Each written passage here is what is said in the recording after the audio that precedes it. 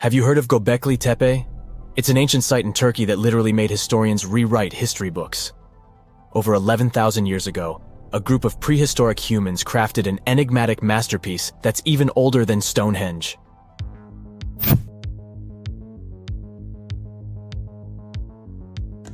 Before its discovery, archaeologists believed that people didn't know about iron and weren't good at making pottery. They were sure that settled life only emerged with the need for agriculture. But Gobekli Tepe changed this belief.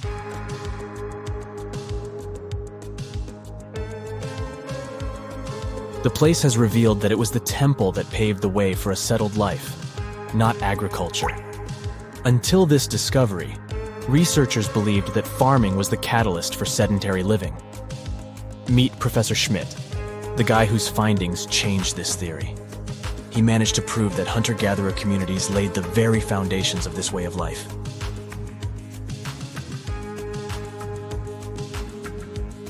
Back in the 1960s, other archaeologists visited the area, but they totally missed the mark. While surveying the region, they stumbled upon a hill with scattered limestone slabs and concluded it was just an old burial ground from medieval times. Little did they know that there was so much more to uncover.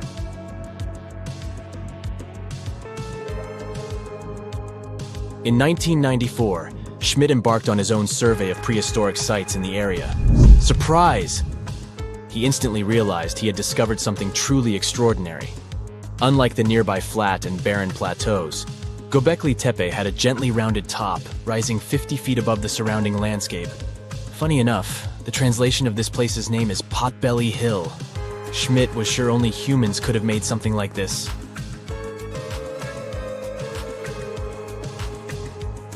Those broken limestone pieces that were mistaken for gravestones turned out to be way more exciting. It was like stumbling upon a hidden treasure. The pieces took on a whole new meaning, and Schmidt with his team was about to dive into the secrets waiting beneath the surface. To their surprise, they found no traces of a settlement, no hearths for cooking, no houses, and none of those adorable clay figurines commonly found in nearby sites of similar age. However, they uncovered that those ancient people used tools like stone hammers. So, Schmidt and his team put their heads together and took a wild guess at the age of Gobekli Tepe's stone structures. Their estimation got backed up by some limited carbon dating done right at the site. The ancient vibes of this place were finally starting to make sense. It was like a puzzle slowly coming together.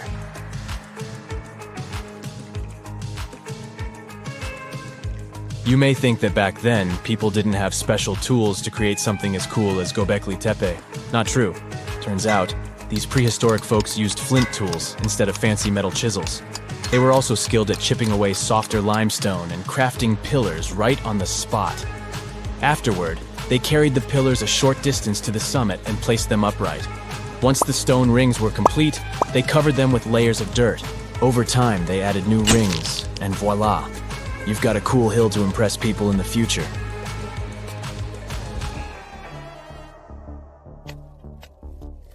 During their first year of excavation, the team went through 15,000 pieces of animal bones from wild creatures. These people didn't have pet animals or grow their own food. They hunted wild animals for their meals. But things were about to change, because the place had everything they needed to start farming. Scientists say they had wild sheep and wild grains that could be domesticated. And guess what? Just 20 miles away, geneticists found evidence of the world's oldest domesticated strains of wheat at a prehistoric village.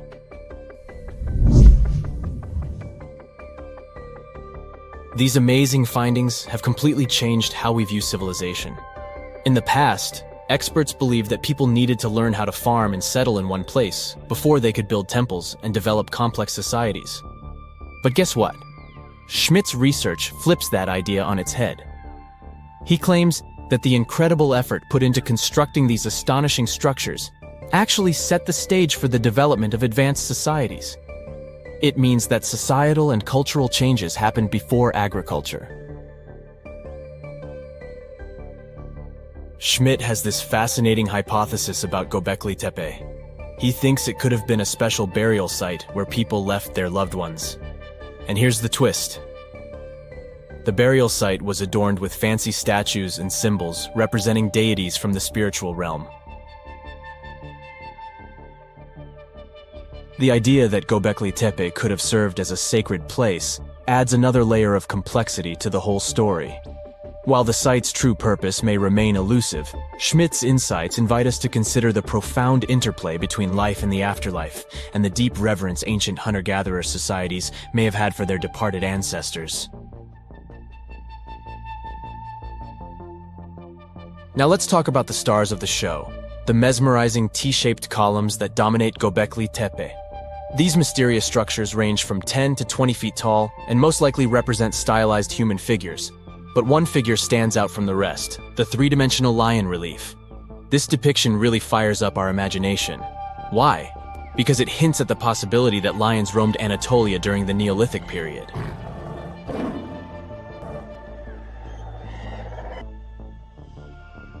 These standing stones are arranged in circles and placed in rectangular pits. Each circle has a similar setup. Two big T-shaped pillars in the center, surrounded by slightly smaller ones facing inward. Talk about a stylish arrangement. These towering pillars reach a whopping 16 feet and weigh between 7 and 10 tons. Some pillars are plain and simple, while others are like works of art with intricate carvings. Foxes, scorpions, and vultures come to life, crawling and twisting on the pillars' sides. But it's not just animals depicted on these stones. Some pillars have abstract shapes representing humans, and even small carvings of clothing items. Some of them even have belts. Now, there's one pillar that stands out from the rest like a rock star. This super old stone pillar suggests that a comet crashed into Earth. It happened during a chilly period that lasted about 1,000 years.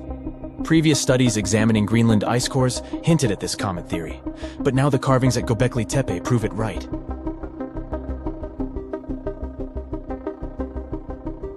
The carvings on the pillars are like a historical comic strip. They even show a headless human figure. Researchers fed the images into a computer and discovered their connections to constellations, indicating that this temple might have been an ancient observatory. It's like our ancestors were trying to document this cataclysmic event in their own unique way. Archaeologists have been excavating and researching Gobekli Tepe since the mid-1990s, peeling back layers of history and providing us with a deeper understanding of the intricate relationship between various elements. They have no plans to stop the whole process for another 150 years. Who knows what else they'll find? You see, Gobekli Tepe has been labeled purely as a ritual site with no signs of domestic activities. We were led to believe that the absence of water meant it couldn't support semi-sedentary communities. But scientists believe it's time to shake things up and approach Gobekli Tepe with fresh eyes. It's time to question what we believed before and use new evidence and different ways of thinking. Like, there might have been a group of people living in the area who didn't stay in one place all the time. They moved around a bit but still had their own civilization, living in the area semi-sedentarily. Gobekli Tepe is not just home to a single temple, but an astounding collection of over 20 ancient structures. As archaeologists delve into the depths of this wonder, they are unraveling its unique layout, featuring two prominent focal points at the heart of each establishment, complemented by smaller structures and dividing walls. What's even crazier is that in this area, there are over 200 obelisks, which are narrow tapering monuments. Now, history isn't just carved in stone, but these drawings on 11,000-year-old rocks might be warning us about a freaky future. Both the Mayans and the people at Gobekli Tepe made big predictions about humanity's future. What's eerie is that despite being hundreds of miles and years apart, they used similar symbols. Now, let's get one thing straight. Ancient civilizations often depicted their deities as humanoids. You'll find humanoid representations of celestial beings in ancient Egypt, but also in pre-Columbian societies from the Americas. For example, Aztecs had an important deity they called Quetzalcoatl. He was related to the wind, Venus, and the sun. In some ancient Aztec art, he's depicted carrying a tiny handbag. The shocker is that a very similar winged figure was represented by the Assyrians. Now, it's already odd that they chose similar forms to represent their gods, even though these civilizations didn't have any contact with each other. But to draw an almost identical handbag? That seems like a bit of a stretch. Of course, now, when we say handbags, we mean carvings depicting things that look like modern handbags. Not quite Coach or Prada, but you get the idea. Some theories suggest this mysterious handbag could be related to time travel. We've seen that Gobekli Tepe tells of a great flood that destroyed an ancient civilization. But during that civilization's time, they raised cattle and grew food. They knew how to handle seeds and grow crops. According to one theory, this stylish accessory could have been used for carrying seeds. Since Gobekli Tepe is believed to be near where Noah's Ark might have been found, the people of the area could have gathered seeds to plant in the New World after the Great Flood. Strange? Definitely. But so is everything we've been talking about, so let's roll with it. Another theory on the meaning of the handbag has a much more straightforward approach.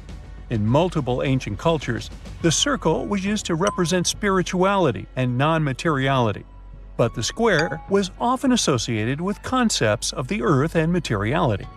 So, what we modern humans understand as a handbag might be an image that symbolizes the reunification of the earth and sky, of the material and non-material elements of existence. Not a bad theory, I would say. But then, who am I? Some researchers, like Graham Hancock, are not convinced with these previous explanations. For him, Gobekli Tepe is all about little gray people and their contacts with ancient earthling civilizations. You see, right in the middle of this ancient site, there's a special pillar called Pillar 43, or Enclosure D. At first glance, it looks like an astronomical calendar. You see the scorpion? That's the Scorpion constellation. And that ball in the center? It's all about the sun's alignment. We know ancient societies like the Maya or Incas were stellar astronomers. So what's the big deal here? Turns out, the folks at Gobekli Tepe were talking about a massive natural disaster that wiped out all forms of life before their time. When astronomers recreated the angles and positions from Pillar 43, it showed an astrological setup from over 13,000 years ago. The stone also depicted a tragic event, a mix of a flood and a meteor shower. The headless man? That's humanity's tragic end. And the snake from the ground? Giant waves washing over the earth. And it's not just one stone telling the tale. Pillar 56 shows more of the Younger Dryas event, or as it's called, the terror from the sky. You see animals fleeing and waves crashing as the meteor shower hits. But wait, while Pillar 43 gives us the exact date of the last disaster, Pillar 18 in Enclosure D gives us the date of the next possible wipeout. The art depicted in this pillar zooms in on the constellation of Aquarius. Now, you might have seen the movie The Age of Aquarius or heard some woo-woo theories about how we're entering this phase right now. You see what I'm driving at? Gobekli Tepe might be giving us the date of the next disaster so that we have time to prep for it. These images could be a survival guide for humanity. Or not. Now, this would be bananas if it weren't for one piece of evidence. Let's check the facts. The Enki Comet, discovered in 1786, used to be part of a megacomet, 100 miles wide, made of ice, metal, and rock. It broke up and formed a debris field. Now, instead of one huge comet, we've got millions of smaller ones. When the Earth passed through that debris, the folks at Gobekli Tepe saw a firestorm of comets, all coming from the Aquarius constellation, just like on Pillar 43. Now, here's the supposed scary part. We pass through that same debris field every year. If you're watching this in September, October, or November, we're flying through it right now. It could happen that these debris fall onto the surface of the Earth all over again, repeating history. But so far, that's just a theory. The mind-boggling question is, how did the people at Gobekli Tepe know about an event that happened before they were all born? In 2019, excavations kicked off at Karan Tepe, about 40 miles from Gobekli Tepe. But research suggests it might have been settled even earlier. Gobekli Tepe seems to have been a place of worship or an observatory, but Karahan Tepe shows signs of a structured society. Excavations at Karahan Tepe reveal artifacts like intricate carvings, tools, and even possible remnants of buildings. This suggests that these people were not just hunters and gatherers, but had a structured society with spiritual or ceremonial practices. In 2020, researchers started unearthing several other settlements in the area, indicating that Gobekli Tepe was part of a huge metropolis. The whole site is known collectively as Tas Tepler. The thing is, the math around all this has scientists baffled.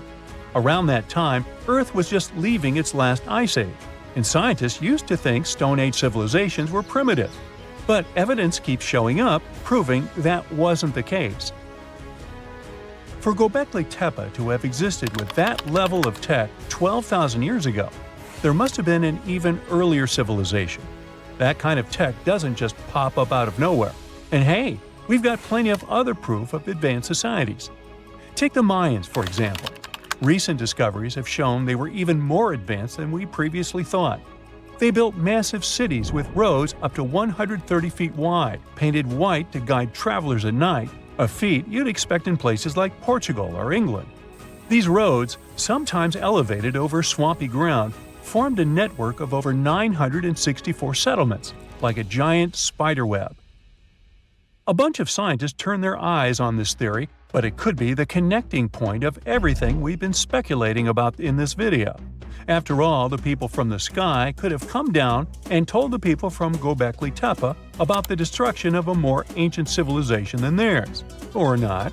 Remember, don't give up your critical thinking just because you see something on the internet. Anyway, Gobekli Tepe raises suspicions just as Stonehenge and the Great Pyramids of Egypt. When we mix little green aliens into the equation, it explains one way that surreal engineering feats were possible in these sites. But it also underestimates our human ancestors and their thinking abilities. One of the main characteristics of Gobekli Tepe's architecture are the T-shaped pillars. The heaviest of them weigh 20 tons and are around 20 feet. These pillars were erected perfectly, without so much as a dent in them. Sure, that's pretty hard to do without modern machines. But hey, maybe they figured it out and built it after much effort. Now, in case you don't know what I'm talking about, this old pal is supposed to have cracked the secret of the pyramid builders in modern-day America. He used it to build his own castle and other mesmerizing structures. So, hey, I guess we'll have to keep digging to find out the actual facts about it all, huh? Over the years, archaeologists have uncovered all kinds of stuff on runestones, curses, poems, protective magic spells, and even inheritance disputes. However, a newly uncovered ancient Norse artifact known as Svingerud Stone has just one word on it. Sounds boring, right? Well, think again, because this might just be the oldest runestone ever discovered, almost 2,000 years old. But that's not all. Excavations are still ongoing, and depending on what follows next, it could unravel secrets and the true meaning behind the mysterious magical runes. So let's explore and see just how much known history you can rewrite with only one engraved word on a stone. A long time ago, during the first few centuries of the Common Era, Scandinavians and Romans crossed paths. They traded goodies like glass and silver. And eventually, Roman customs and even written culture ended up north. The Nords liked the Roman alphabet but wanted their own letters copyrighted, so they decided to create their own unique characters, which they called runes. Almost 20 centuries later, in 2021, archaeologists were excavating an Iron Age burial site near the village of Svingerud in eastern Norway. Among the cremation graves, they uncovered a reddish sandstone slab that would become a centerpiece in a major Norwegian archaeological discovery. It's the size of a coffee table, measuring just over 12 inches across. The stone was found buried with burned bones and charcoal, part of an early cremation grave. The stone had runes engraved into it, looking rough and shallow, like they were scratched with the tip of a knife or something needle-like. Runestones are not unusual. Archaeologists are used to uncovering runic inscriptions, especially in this region. However, tests show that both the burial site and the carving on the stone likely date back to somewhere between the 1st and 3rd centuries. That places it deep in pre-Viking history, centuries before the Viking Age officially began around 800 CE. That makes it one of the oldest reliably dated examples of early writing in Scandinavia. When you look at these carvings, they either look like magical symbols made to call on Nordic deities to help you, or like random scratches made by an angry man hitting a stone with something sharp. But these are real letters, crude but intentional. It's an ancient writing system used by Germanic tribes across Northern Europe. They were engraved into wood, bone, or stone. Their shapes are straight, angular lines because curves were tough to carve with the tools they had back then. When they met with the Roman Empire, rather than just borrowing Latin letters, the Germanic tribes took the idea of writing and carved out their own version. The original alphabet was called Elder Futhark. It had 24 letters. We can find them on artifacts dating from around the 2nd to the 8th century CE.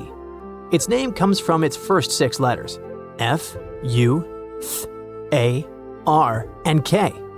Each rune probably had a name that matched the sound it made. For example, the rune that sounds like A was called Anzus. However, nobody from back then left us a memo explaining the names. In fact, the knowledge of how to read them was forgotten until 1865, when Norwegian linguist Sophus Bugge deciphered them by comparing clues.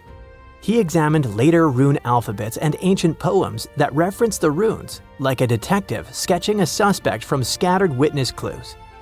For many runes, especially the oldest ones in the Elder Futhark, the meaning is still open to interpretation.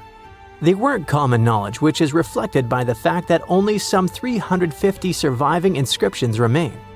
This changed eventually when the Scandinavian language evolved from Proto-Norse into Old Norse, spoken by mighty Vikings. The Elder Futhark was reduced from 24 to 16 runes to reflect the changes in the language, thus becoming the Younger Futhark, which was far better spread. Runes weren't really used to write books or keep daily records. Instead, you'd find them carved on gravestones, weapons, and various tools. It's believed that people used runes to show ownership, honor loved ones who had passed away, leave short messages, or sometimes for protection or magic. In the early days, some runes probably had special spiritual or ritual meanings too. One interesting fact about runestones specifically is that they were often used for self-promotion or boasting, like an ancient social media status or a tweet posted on a wall, or better said, a stone. One such example of a runestone from the 11th century where a man named Vigmund had it carved for himself, calling himself the cleverest of men.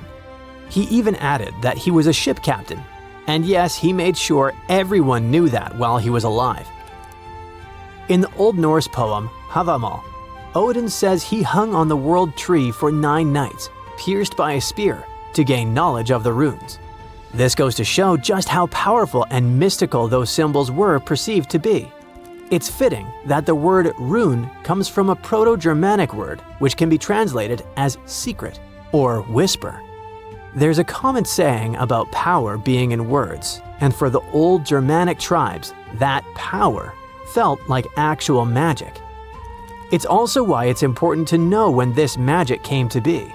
And the Svingerud runestone tells us that. But it's not just when it was written, it's also what's written on it, where and why.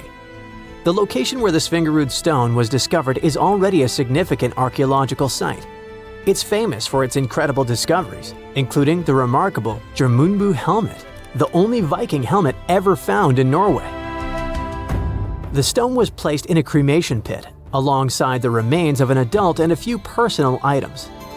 Thanks to charcoal and bone samples, researchers can figure out how old the runestone is by using a method called radiocarbon dating.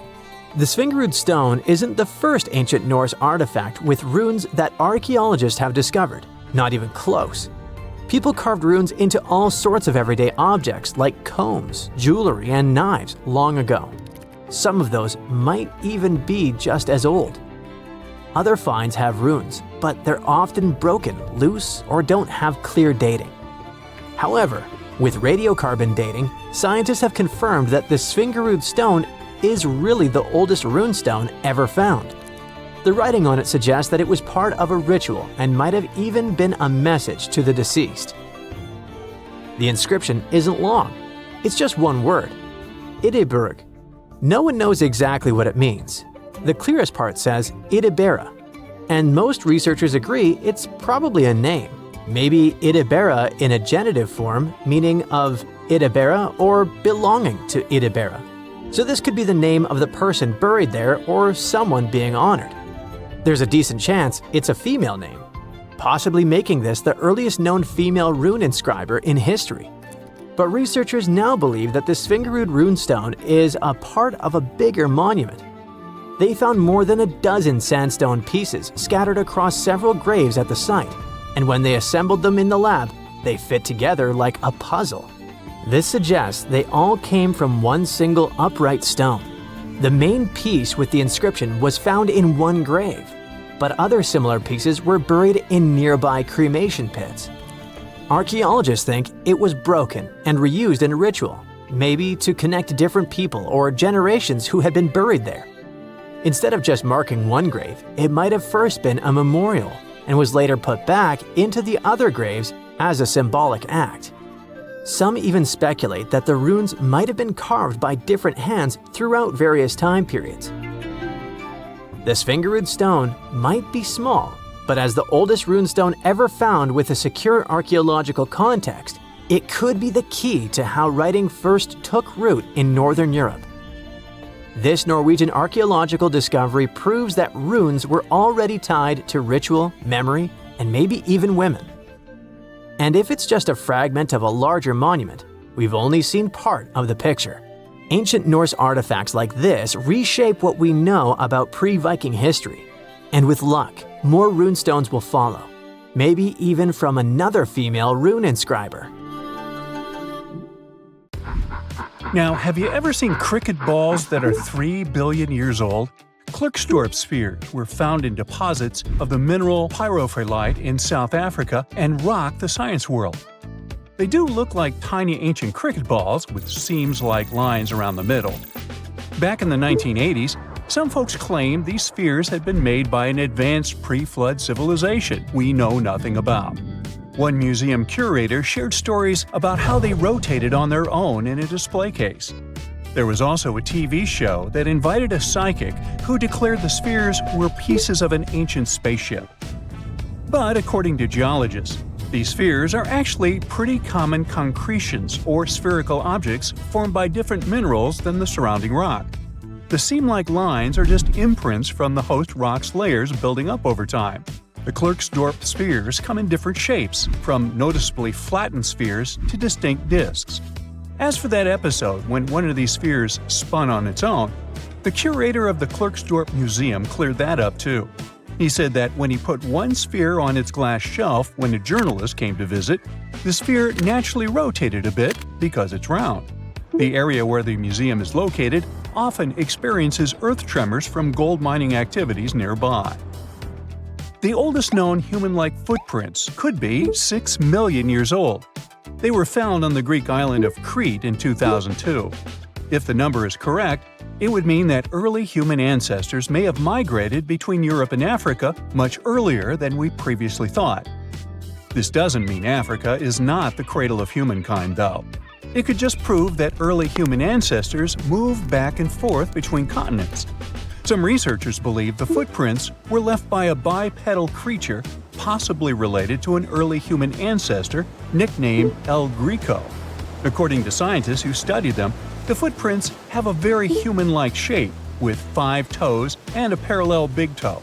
Some scientists are skeptical about it and suggest the prints might be from a late European ape.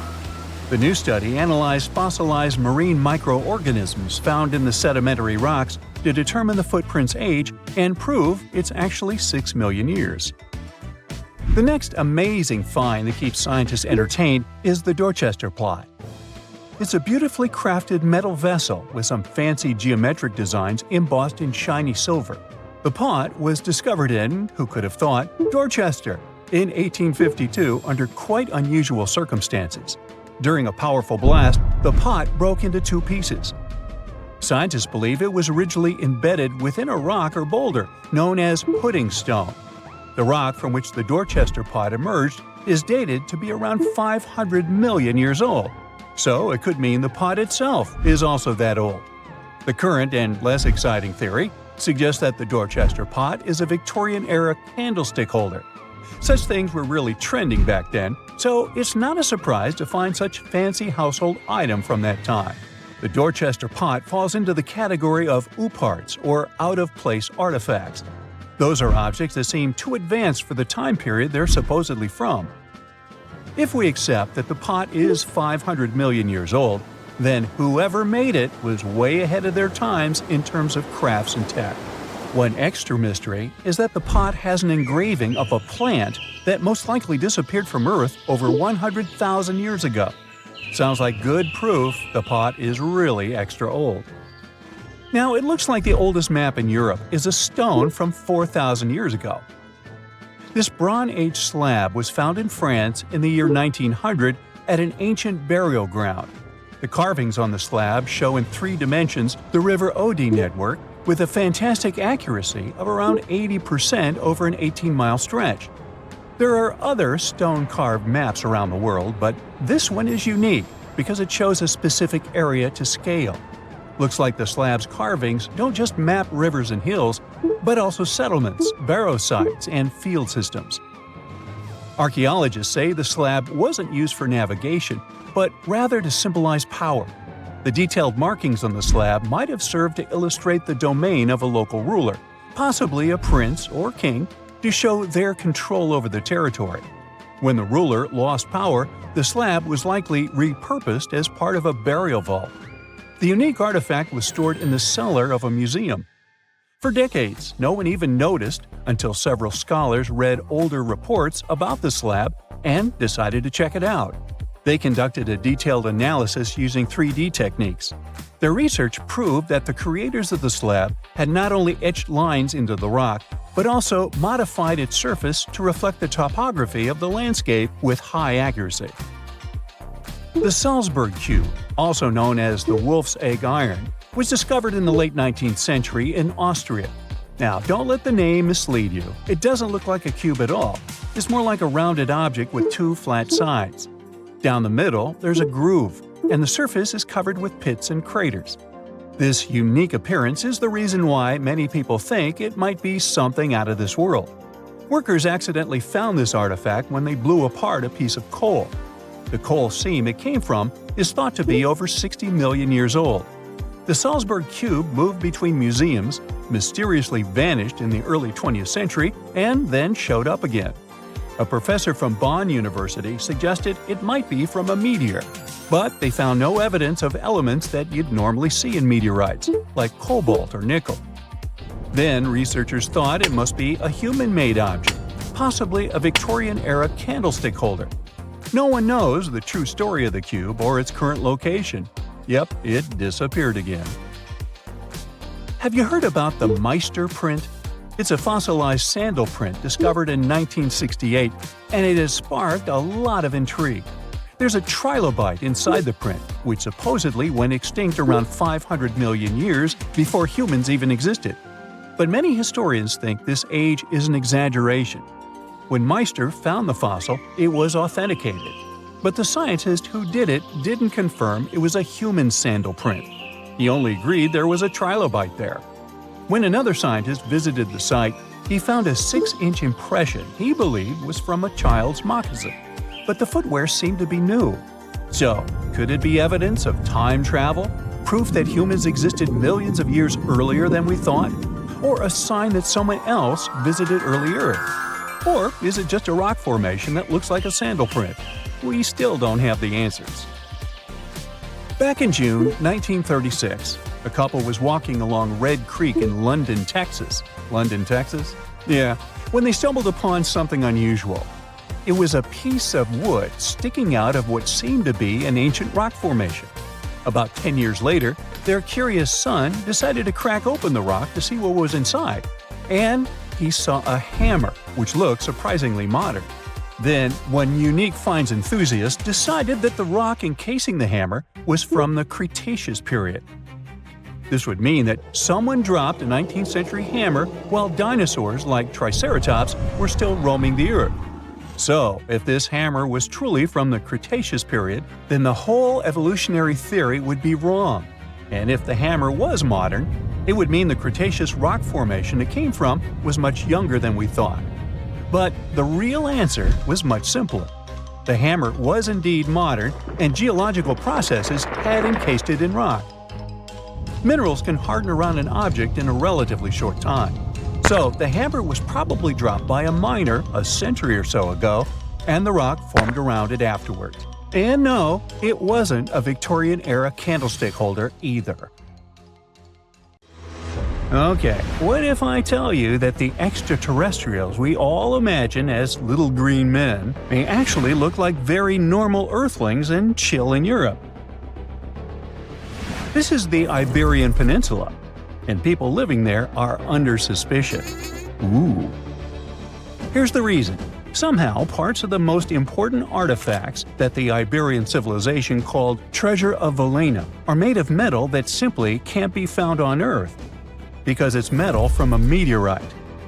Now let's tackle this step by step. This is the artifact itself, and it's composed of 59 different objects.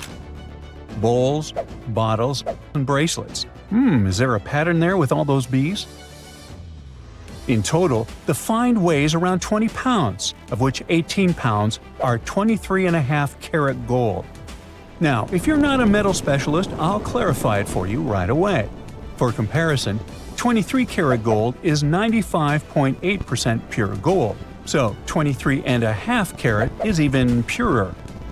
The remaining percentage goes to other metals to help add strength and durability to the precious alloy. There was also silver, iron, and amber in that set. The artifact could have been pretty straightforward, but for these two, let's call them imposters. Look at this wrought iron bracelet and this hollow hemisphere. Can you see that? Those rusty lines on the hemisphere and the overall weird color of the bracelet do stand out, since everything else is made of purest gold. This all started back in 1963, when a researcher noticed a dark leaden metal among the shiny bowls and bottles. The metal was shiny in some areas and covered with a ferrous-looking oxide that was mostly cracked. Now, just so you understand, gold does not usually act this way. Gold is one of the least reactive of all metals, so it won't even tarnish, let alone rust. To figure out where this suspicious iron came from, researchers turned to mass spectrometry, which checks out the mass-to-charge ratio of molecules. Their findings showed that the nickel in the iron is similar to that found in meteoritic iron. Simply put, the bracelet and the hemisphere are of extraterrestrial origin. Ooh. Now, the exact age of the trove is hard to determine, yet it's crucial. We need to know the exact age to see if it coincides with the start of the Iron Age in the Iberian Peninsula. If it does, then no further questions here. But if it doesn't, well, it's, at the very least, weird, if not suspicious. So there's this three-age system. It comprises the Stone Age, then the Bronze Age, and then the Iron Age. The Stone Age is of no importance here, so let's compare the Bronze and the Iron Ages. The Bronze Age began when it was realized that combining copper and tin produced a material that was more durable than either metal alone. This era was all about major upgrades in tools and weapons, but two standout inventions were writing systems and the wheel. Then came the Iron Age. This time was all about slowly bringing iron into everyday life. Iron was way easier to shape into cool designs than bronze.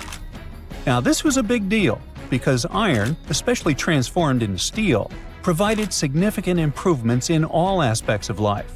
Tools became lighter, cheaper, and stronger compared to their bronze equivalents. You get it? Good. So, researchers have long debated whether the treasure dates back to the post-Argaric era or the latter part of the Bronze Age. The most recent study claims that those artifacts were created in 1400 to 1200 BCE, and something really doesn't add up. First off, the Iron Age began around 500 years after these artifacts were crafted. Plus, ancient craftsmen couldn't know back then how to work with metals that landed on Earth approximately 1 million years ago. And while the dates are really hard to explain, there is a logical explanation for the craftsmanship. The theory here is that those metal workers simply had access to the fallen meteorite, and thus, they could study it well and discover its properties before using it for decorative purposes. They could have figured it out through trial and error, and once they knew exactly how to work with this extraterrestrial metal, they proceeded to adorn the artifacts with it. Plus, there were the Phoenicians, who contributed to their craftsmanship. Now, it's true that the Iberian people have been processing metal and making pottery long before the Phoenicians settled on the peninsula. But the arrival of new metalworking techniques and the introduction of the potter's wheel enabled them to produce better quality goods much faster than before. So, we figured out the extraterrestrial origins of the Iberian artifacts. But guess what? This area is still under suspicion. The reason for that is the language they spoke. You see, for most modern languages people use today, there will always be some proto-language. Say for Italian, Spanish, and French, it's Latin, hence their similarities. But wait, Iberian was largely spoken where modern Spain is, so why isn't Spanish similar to it? Well, the truth is, no language today is similar to the Iberian. Maybe only the Basque language, but it's because of some similarities found in their numerical systems. Basque is classified as a language isolate, or simply unrelated to any other known languages, and the only language isolate in Europe. The Iberian language is unclassified. While the scripts written in it have been deciphered to various extents, the language itself remains largely unknown. And look at the alphabet the Iberians had. Looks like it doesn't really belong to our planet. But hold up, this one might be a bit of a stretch. When the Phoenicians came to the peninsula, they brought along their alphabet to the Iberians. But honestly, the Iberians probably weren't keen on just copying someone else's writing system, so they tweaked it until it looked completely different. Let's just say they took some inspiration and ran with it. While linguists can guess to some extent how most characters sounded, actually translating the language is still completely impossible. The Iberian language was non-Indo-European and faded away over 2,000 years ago. And there aren't any similar languages left to help us out. Super frustrating, right? Yeah. We got over 2,000 Iberian inscriptions from tombs, coins, potteries, lead plates, and even cave wall carvings. But aside from a handful of words, we're totally in the dark about what they mean.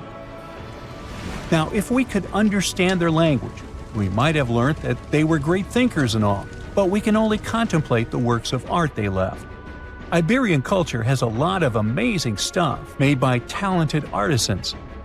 We're talking about not just metalwork and ceramics, but also detailed sculptures, textiles, jewelry, and other personal bling. But here's the catch. Making all those luxury items depended a lot on a big farming class.